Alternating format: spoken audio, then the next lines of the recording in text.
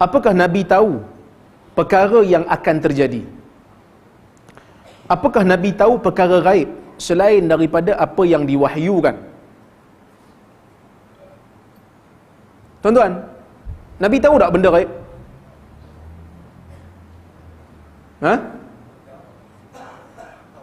Ha? Tahu? Nabi tahu Nabi tak tahu. Mafatihul ghaib khamsah. Nabi sebut dalam hadis, kunci-kunci ghaib yang tak ada orang tahu melainkan hanya Allah Azza wa Jalla. Kalau Nabi tahu benda ghaib, Nabi tak ambil Amir bin Fuhairah untuk padamkan jejak kaki Nabi. Kalau Nabi tahu benda gaib, Nabi tak payah pergi tukar jalan masa hijrah sampai kena panggil Abdullah bin Uraiqid untuk tunjukkan jalan. Nabi tak payah duduk gua sur 3 hari 3 malam. Sebab Nabi tahu dah, tak ada bahaya pun. Nabi tak tahu benda gaib, melainkan apa yang Allah beritahu kat dia. Sahaja. Maka sebab tu bila orang tanya soalan kat Nabi, Fatimah bintu Abi Hubaish, Hamnah datang jumpa Nabi, dua-dua ni istihadhah. Bila datang kat Nabi tanya tentang istihadhah, Nabi kata pekup je lah, dah banyak lagi pada tu, Fatimah kata. Sampai Nabi pun tutup dengan kain banyak-banyak. Sebab Nabi tak tahu. Sebab tu ada hadis kan yang saya selalu kat baca masa sampai di sini, kuliah-kuliah sebelum ni. Nabi kata apa? Innama ana basyaru mislukum wa innahu latakhtasimuna ilayya fala'alla ba'dakum yakunu alhana bihujjajihi min ba'd fa aqdi lahu nahwa ma sami'tu minhu faman qaditu lahu min haqqi akhihi shay'an fala ya'khudh innama qata'tu lahu qita'atan minan nar. Sesiapa yang aku ni manusia macam kamu, kata Nabi, dan kamu datang bila bergaduh je datang jumpa aku untuk aku selesaikan kes. Dan mungkin sebahagian daripada kamu cakap pandai berbanding yang lain, maka aku pun mendengar dan aku berikan dia kes tu menang kat dia sebab dia pandai berhujah. Tapi kena ingat, siapa yang aku berikan pada dia hak saudaranya, maka jangan ambil, kerana aku telah potong untuk dia sepotong api neraka. Bila orang bergaduh depan Nabi, Nabi tak tahu mana betul mana salah. Kalau benda tu melibatkan benda gaib, Nabi hanya dengar hujah depan-depan, dan Nabi buat keputusan berdasarkan hujah yang dibentang depan dia. Nabi kata siapa yang aku bagi kes tu menang kat dia, sedangkan itu bukan hak dia, maka jangan ambil, kerana tu api neraka aku bagi. Aku tak salah sebab aku tak tahu. Tapi Nabi tahu sebahagian, itu pun Allah bagi tahu, macam nama-nama orang munafik. Nabi tahu. Tapi bukan sebab Nabi tahu tu bukan sebab Nabi tahu keseluruhan yang gaib. Tak. Nabi tahu sebab telah diwahyukan kepada Nabi.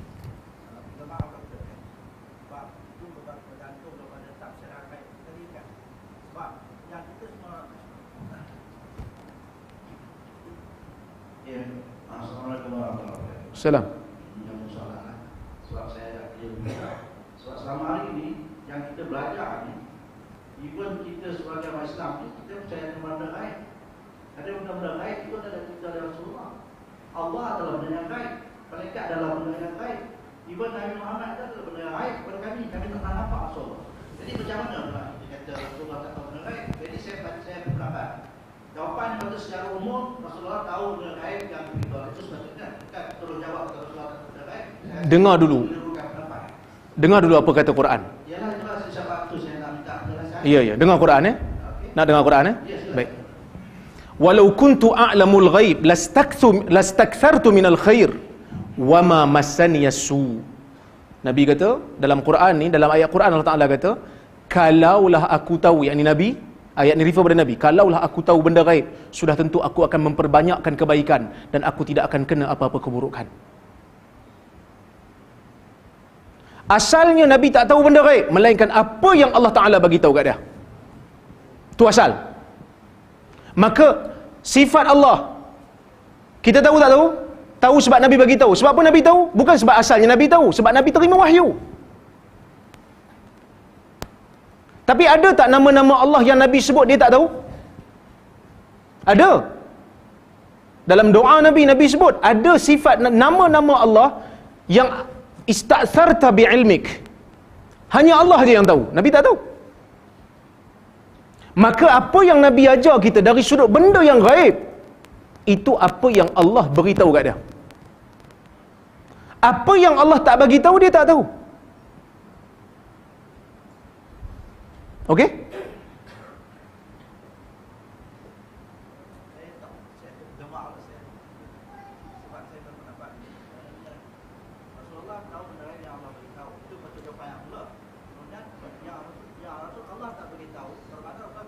Ya.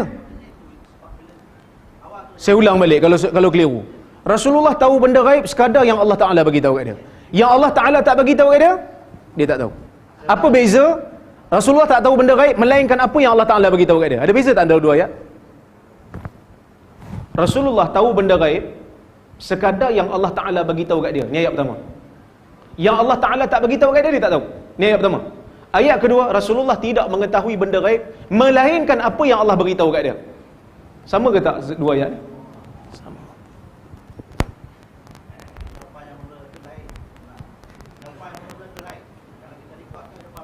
Okey, nanti tengok rekod. Ha?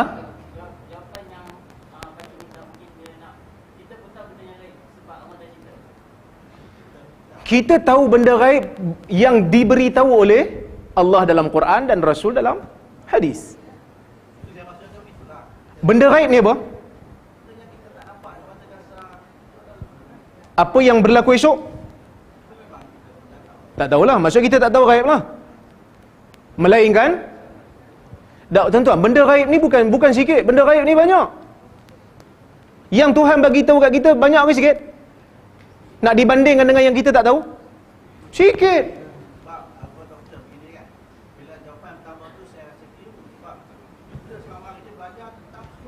Tak, okey, sekarang ni keliru tak? Jadi bila jawapan tu berubah, maka saya tolak. Tak, asalnya macam mana? Asalnya jawapan yang direkod salah. Jawapan tu macam mana? Yang tuan faham? Sebab awal-awal tadi doktor Rasulullah tak tahu benda gaib. Maksudnya doktor dia kata Rasulullah tahu benda gaib sebagaimana yang Allah tak bagi tahu benda dia tahu benda gaib. Itu sepatutnya itu jawapan yang betul. Tak apalah. Kalau saya fail doktor. Ha, mujur saya tak jadi student tuan. Orang lain jadi guru saya, tak apalah. Sebab jawapan awal tak betul lah. Tapi kalau iyalah, tapi orang lain okey je kan? Okay. Orang lain okey, maksudnya guru yang lain pun guru juga. Orang lain pun, saya pun banyak guru juga. Alhamdulillah saya tak pernah fail lah dengan guru-guru lain. Dengan tuan je. Mujur saya tak belajar dengan tuan lah. Ada lain? Assalamualaikum. Assalamualaikum. Saya ada dua soalan kepada doktor. Soalan yang pertama, di dalam kitab Imam Hujjatul Islam Imam Al-Ghazali, kitab Al-Mustafa, di mana Imam Al-Ghazali menerangkan tentang wajibnya seorang orang awam itu taklid pada mazhab. Hatta Imam Al-Ghazali sendiri sebagai seorang mujtahid bermazhab. Seperti mujtahid-mujtahid lain, walaupun mereka bukan mujtahid mustaqil ataupun mujtahid mutlak, mereka bermazhab. Seperti Imam An-Nawawi, seperti Imam Ibn Hajar, Imam Surdi dan lain-lain lagi. Jadi pada masa kini kita dapat lihat ada yang tidak mahu taklid pada mazhab. Ya, ada setengah Siapa tu? Siapa tu? Wallahu a'lam. Sebab tu saya nak tanya. Wallahu alam. Tak, tadi kata ada sebahagian. Tadi kata ada sebahagian. Siapa tu? Ada satu pun yang tidak mahu menerima mazhab lah. Dia kata kami tidak terikat dengan mazhab. Tak terikat, bukan tak mau taklid. Dia tidak, Ada beza tu. Dia tidak taklid pada satu mazhab. Bermakna mungkin taraf dia lebih hebat daripada para mujtahid seperti Imam Al-Ghazali. Jadi soalan yang kedua saya nak tanya secara, nak tahulah Dr. Razami ni taklid pada mazhab mana? Betul tak? Sebelum tu saya nak tanya dulu lah.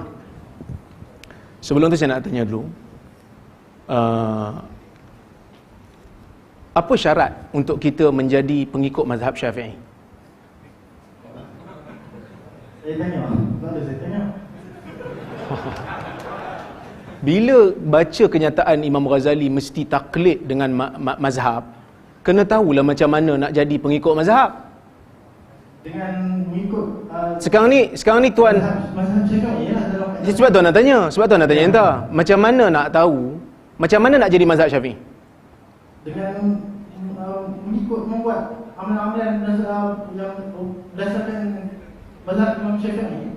Dengan membuat amalan mazhab Syafi'i keseluruhannya.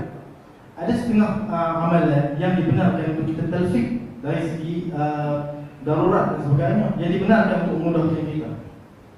Untuk memudahkan. Bukan ni bukan tatabuk ruqas ni. Kerana darurat. Darurat. Maksud darurat ni kalau tak ambil mati lah.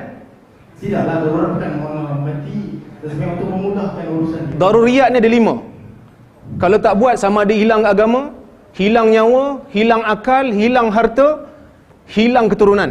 Itu darurat.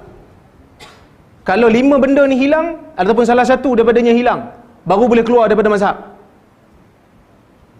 Siapa kata? Imam Ghazali kata. Ambil daripada kitab, bagi faham sungguh. Jangan ambil pada kitab, lepas tu hentam orang. Kita pun tak faham betul lagi. Sebab tu saya tanya, macam mana nak jadi pengikut mazhab Syafi'i? Sebab tadi Imam Ghazali kata tak boleh, mesti taklid dengan satu mazhab.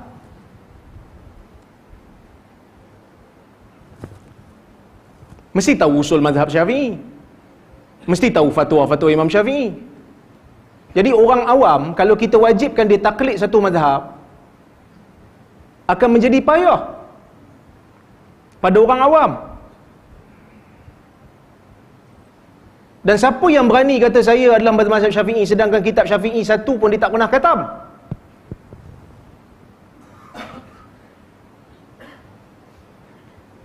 Pernah khatam satu kitab Syafi'i? Tak pernah juga. So termasuk tak dalam kalam yang Imam Ghazali larang? Kita sama-sama. Yang awak kata tadi, puak yang tak mau terikat dengan mazhab, kita sama lah. Dengan awak sama dengan puak tu. Habis Jakim, fatwa Jakim menunjukkan kita ni bermazhab Syafi'i misalnya dulu. Bila Jakim kata? Kita Malaysia ni bermazhab Syafi'i. Bila Jakim kata? Ada dalam Jakim. Nanti kita kena rujuk balik. Betul ke Jakim kata kita bermazhab Syafi'i dalam semua keadaan? Bukan semua keadaan. Yes. Bila kita keluar daripada mazhab Syafi'i dalam beberapa keadaan, kita tak taklid pada satu mazhab je.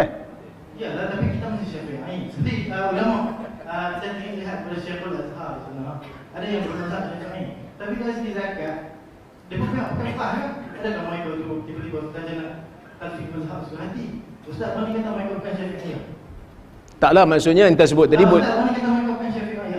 Macam mana? Ulama-ulama Syafi'i Al-Azhar, adakah Ustaz? Saya tak tahu. Azhar ni kalau saya tak kenal pun tak ada masalah pada saya. Tak. Iman saya, rukun iman saya bukan terikat dengan Azhar. Ulama Azhar, ulama bersirah yang bermazhab Syafi'i, contoh taklid satu mazhab. Tiba-tiba mereka menggunakan bayar zakat, tidak menggunakan berat. Adakah mereka bukan Syafi'i? Kalau ulama Azhar sendiri. Mereka belajar usul mazhab Syafi'i, mereka ambil fatwa mazhab Syafi'i, mereka yes. Tapi sekarang ni anak nak tanya entah mazhab apa? Mazhab Syafi'i. Apa kitab Syafi'i yang habis entah belajar? Saya baca syarah-syarah yang bawah ni. Sebab tu anak tanya pada awal lagi pada entah, apa syarat nak menjadi muqallid mazhab Syafi'i? Kitab Imam Nawawi bawah dulu tak kena baca al-um pun. Tak. Anak tanya bukan kitab al-um. Anak tanya kat entah. Sebab tu Anak tanya sekarang ni, okey, entah anak terima kata entah. Sekarang ni anak terima kata entah, okey, Imam Ghazali kata kena taklid. Walaupun anak tak tahu apa teks Imam Ghazali. Anak tak tahu teks Imam Ghazali apa. Tapi anak bagi tahu, anak tanya kat entah. Okey, apa syarat nak menjadi muqallid dalam mazhab Syafi'i? kena belajar bab fiqh Imam Syafi'i. Okey, kena belajar fiqh mazhab Syafi'i. Ya. Okey. Kalau orang tu dia belajar fiqh Hanbali, salah tak? Tak ada masalah, itu menjadi salah. Dia bukan taklid pada mazhab Hanbali, ilmu dalam penguasaan ilmu mazhab. Dia tak pernah belajar fiqh Syafi'i, dia belajar fiqh Hanbali. Dia pun mazhab Hanbali. Salah tak dia? Tak salah. Okey, orang pergi mengaji Madinah, tak salah ha? Kalau dia berpegang satu mazhab, tak salah. Kalau dia Azhar tadi boleh pegang beberapa mazhab kalau ada keperluan. Saya tanya, ulama-ulama Al-Azhar yang Syafi'iyah, adakah mereka banyak pakai bekah atau pakai duit? Kalau mereka banyak pakai duit, saya tanya Ustaz, Doktor, adakah mereka juga keluar daripada Syafi'iyah? Dia orang tak keluar daripada Syafi'iyah, tapi dia orang tak terikat dengan Syafi'i dalam setiap masa. Yalah, tapi kenapa mereka menganggap mereka itu Syafi'iyah? Mereka Kena tanya dia pun lah. Lepas tu kenapa nak? Saya pelik, saya keliru sekarang ni. Kita kat Azhar ke kat boleh? Takkan itu jawapan yang sama. Dia kata mereka orang, saya nak uraian lah. Kalau mereka bermazhab Syafi'iyah, kenapa mereka, kalau mereka bayar zakat tak guna Syafi'iyah, kenapa mereka para ulama-ulama yang besar itu mengaku mereka bermazhab sekian-sekian? Saudi pun mengaku mereka Hanbali. Yang lagi? Tapi ada orang yang dia kata saya tak mengaji mazhab Syafi'i, saya pun tak boleh nak mengaku saya mazhab Syafi'i. Mengaji mazhab bukan kitab utama Imam Syafi'i, kitab bawah dulu. Iyalah, kalau dia kata langsung kitab apa pun dia tak belajar. Minhajut Talibin dia tak belajar. Mughnil Muhtaj dia tak belajar. Fiqh Manhaji pun dia tak belajar. Layak ke dia digelar sebagai mazhab Syafi'i? Kat sekolah dia ada belajar kan tentang Katalah guru dia kat sekolah, guru dia, cikgu, ustaz, silibus sekolah. ustaz yang mengajar kat dia. Silibus sekolah Syafi'i kan. Syekh, entah nak tanya apa sebenarnya ni? Soalan kedua untuk ustaz ni taklid mazhab apa? Ana bermazhab Syafi'i tetapi tidak terikat dalam setiap keadaan. Sama lah. Alhamdulillah sama. Itu yang kami nak cakap. Sama. So tak salah lah kan? Tak salah. Jangan kena tak terikat dalam mazhab tu saya lah. Jangan apa? Tak terikat dalam mazhab, saya tidak bermazhab. Itu yang tak boleh. Tak terikat dengan tak taklid mazhab tu beza.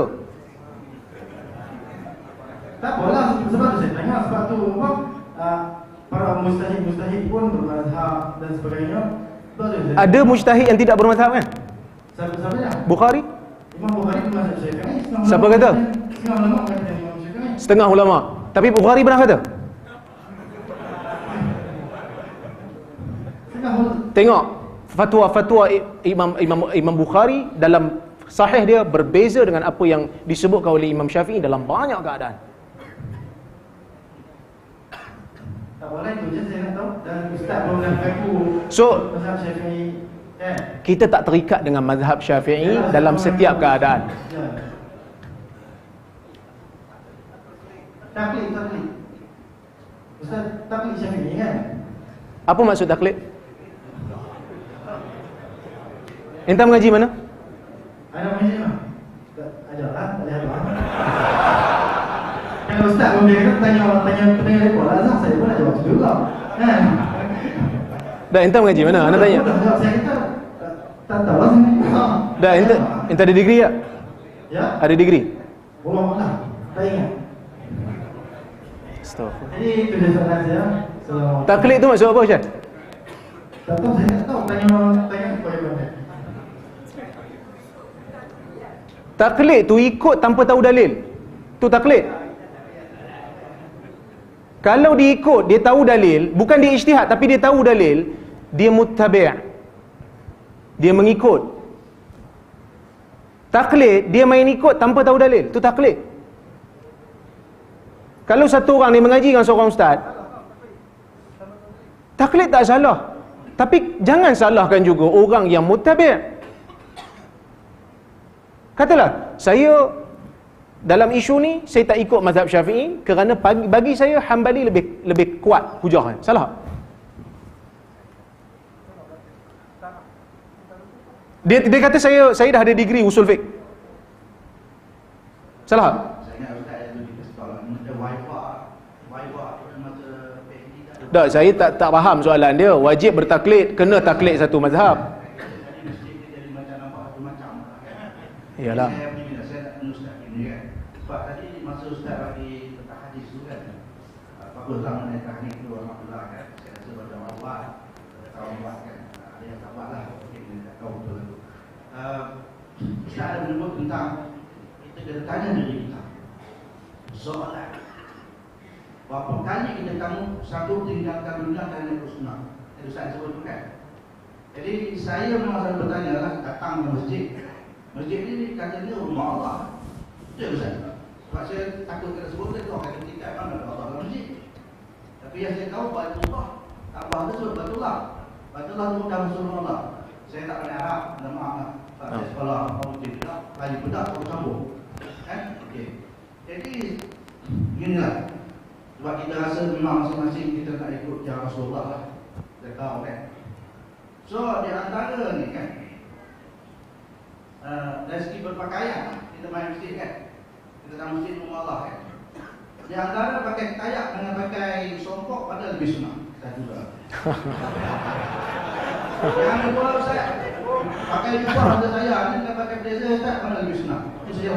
Supaya saya Ustaz sekarang ni dipanggil mentor dalam masjid. Kita. Nampak Ustaz? Ada kawan Ustaz ikut saya. Saya pakai tayak, saya pakai jubah. Itu jawapan saya nak tanya lah, sebab bila saya pergi Mekah, pergi Madinah, saya tengok imam-imam tu dia pakai tayak dan tak sebab kepada. Tapi tak jumpa. Itu yang saya nampak lah. Jadi sepakal Ustaz boleh itu saya supaya saya jelas. Inilah sah. Tak apa, saya kira orang kata saya lari pada soalan pula. Okey, saya nak jawab lah yang tu. Terima kasih. Saya menjangkakan soalan tu macam soalan penting lah. Tapi rupanya songkok saya dipertikaikan. Dia gini, sunnah ini yang saya maksudkan tadi tu dituntut. Kerana konotasinya hijrah itu dituntut. Sunnah ini ada sunnah yang dituntut, ada sunnah yang Nabi buat sebagai dia tu manusia. Nabi bila makan kambing, dia suka makan belah betih. Adakah makan belah betih lebih sunnah daripada makan belah belakang? Tak. Kalau macam tu betih hilang dulu. Saya perlukan satu hadis yang Nabi galakkan kita pakai kepiah. Kalau nak kata lebih sunnah pakai kepiah, pakai ketayak. Satu hadis Nabi galak. Satu hadis yang Nabi kata siapa pakai kopiah dapat pahala sekian-sekian. Siapa pakai ketayak dapat pahala sekian-sekian. Untuk kata dia lebih sunnah. Hadis yang sahih ataupun hasan.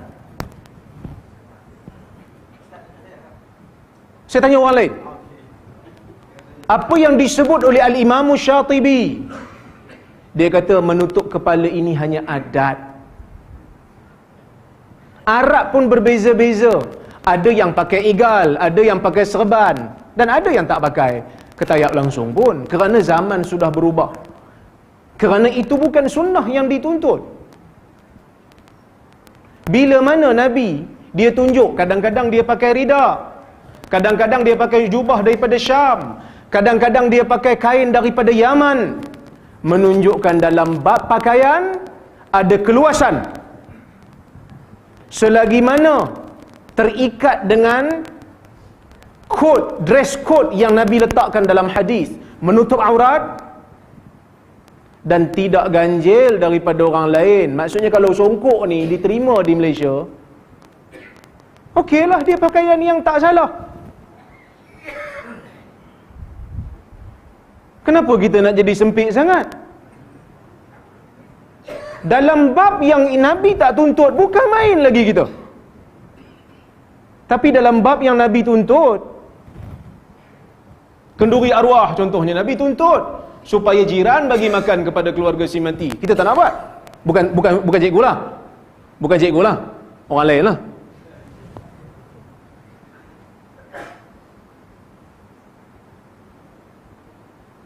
Tak. Pakai jubah tidak lagi sunnah daripada pakai baju Melayu. Dan pakai baju Melayu tidak lebih sunnah daripada pakai kemeja. Inilah keluasan Islam. Selagi mana menutup aurat dan tidak ganjil daripada pandangan orang, ni libasus syuhrah, maka ia diterima. Kerana Nabi juga tidak melazimi hanya satu pakaian. Okey? Bukan marah ni, tak marah. Okey, saya suka sebenarnya bila kita berdialog, berdiskusi. Cuma nampak macam panas sikit, sebenarnya dah. Lepas ni kalau jumpa kita senyum-senyum ajalah, kan? Kita senyum, kita beza pendapat dalam satu isu, banyak benda yang kita sama, kan? Okey. Adapun di Perlis ini sebenarnya disebut mazhab Perlis adalah Ahlussunnah wal Jamaah. Maka dia tak letakkan prioriti kepada mana-mana mazhab. adalah keluasan di situ untuk ahli-ahli fatwa berijtihad dalam ruang lingkup yang mereka mampu. Kerana tak nak mengikat diri dengan mazhab supaya ada keluasan kepada umat. Umar bin Abdul Aziz kata, la uhibbu an la yakhtalifa ashabu Rasulillah sallallahu alaihi wasallam fa innahum a'immatu yuhtada bihim fa innahum law lam yakhtalifu lakanatil ummah fi dhiq. Dia kata, aku tak suka kalau sahabat Nabi tak beza pendapat, kerana mereka imam-imam yang diikuti. Kalau mereka tak berbeza pendapat, dah tentu umat akan berasa sempit. Dan mazhab ni datang kemudian. Benar, ada fatwa yang kena ikut mazhab. Dia kata mesti terikat. Sebab apa? Sebab mungkin zaman tu orang dah mula tatabbu' rukhas dan mencari-cari kemudahan berdasarkan hawa nafsu. Tapi bila ahli fatwa buat fatwa, mereka ada kelayakan, mereka diyakini. Selagi mana fatwa itu bukan batil, bukan fatwa yang difatwakan oleh mana-mana Syiah contohnya diambil. Yang tu kalau diambil fatwa Syiah bercanggah dengan ahli sunnah, kita lawan lah.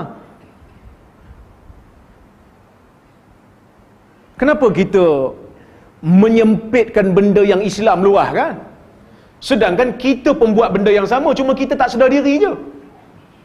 Beza orang lain dengan kita, dia declare, saya tak terikat dengan mazhab, saya tak mengikat diri kita dengan mazhab dalam apa-apa isu. Tapi dalam kebanyakan pandangan, kita ambil Syafi'i. Saya mengajar fiqh manhaji setiap minggu, setiap bulan saya mengajar di Kuala Lumpur. Okey, banyak pendapat saya ambil daripada mazhab Syafi'i. Cuma adalah beberapa isu yang saya kata macam, nampak macam dalil mazhab Syafi'i tak kuat, dalil Hambali lebih kuat. Bukan saya lebih pandai pada Imam Syafi'i, tapi saya membanding antara Imam Syafi'i dengan Imam Ahmad.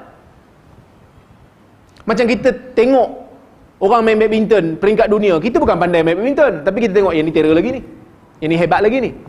Bukan kita pandai lagi, orang suruh kita main kan tercungap-cungap juga. Tapi kita membandingkan di antara dua orang yang hebat. Tapi yang nak buat benda ni bukan orang awam. Yang perlu buat benda ni orang yang ada kemampuan, yang belajar, yang menyemak, yang mengkaji, yang menganalisa. Dia dah ada PhD dalam syariah, takkan dia tak boleh buat. Tesis dia pun diselia oleh profesor-profesor. Sampai bila kita nak rasa orang bawah lagi keilmuan pada kita?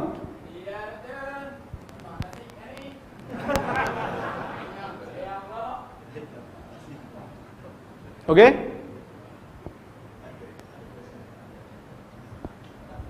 Ada yang dah lapar nasi? Sikit ya. Minta penjelasan kepada doktor. Adakah ada perbezaan yang luas, jauh berkaitan dengan sunnah dan sunnah wal jamaah? Adapun dia sama saja. Macam mana? Sunnah dan sunnah wal jamaah. Dua perkataan yang dekat-dekat. Tapi sunnah satu. Sunnah wal jamaah satu. Dan selalunya sebut sunnah. Kalau sebut sunnah jamaah, mungkin jadi lain. Pada salah-salah. Kami tak jelaskan. Itu je. Baik. Assalamualaikum warahmatullahi wabarakatuh. Panjang Sebenarnya Ahlussunnah wal Jamaah itu satu istilah yang dipopularkan setelah munculnya mazhab-mazhab dalam akidah yang pelbagai. Munculnya Syiah, munculnya Khawarij, munculnya Qadariyah, baru ulama namakan golongan yang asalnya Muslim itu dengan nama Ahlussunnah wal Jamaah. Sebenarnya kalau sebut Ahlussunnah pun sudah difahami. Ahlussunnah ialah orang yang berada di atas sunnah. Dalam sunnah itulah yang suruh kita berada di atas jamaah. Cuma kenapa nak ditekankan Ahlus Sunnah wal Jamaah? Maksudnya Ahlus Sunnah yang berpegang dengan sunnah, yang kekal berada bersama jalan sahabat dan orang yang mengikut jalan sahabat. Itu maksud jamaah. Ma ana alaihi wa ashabi. Jalan yang aku dan sahabat aku berada di atasnya. Okey? Itulah maksud Ahlus Sunnah wal Jamaah. Okey? Terima kasih banyak. Terima kasih banyak. Saya minta maaf kalau saya terkasar bahasa, tersilap kata. Saya pun minta maaf kerana ambil masa yang lama. Terima kasih banyak atas jemputan. Saya doakan supaya kita semua menjadi orang yang sentiasa mencari yang dekat dengan apa yang Nabi SAW inginkan daripada kita. Aqulu qawli hadha wa astaghfirullahal azim li wa lakum. Wassalamualaikum warahmatullahi wabarakatuh.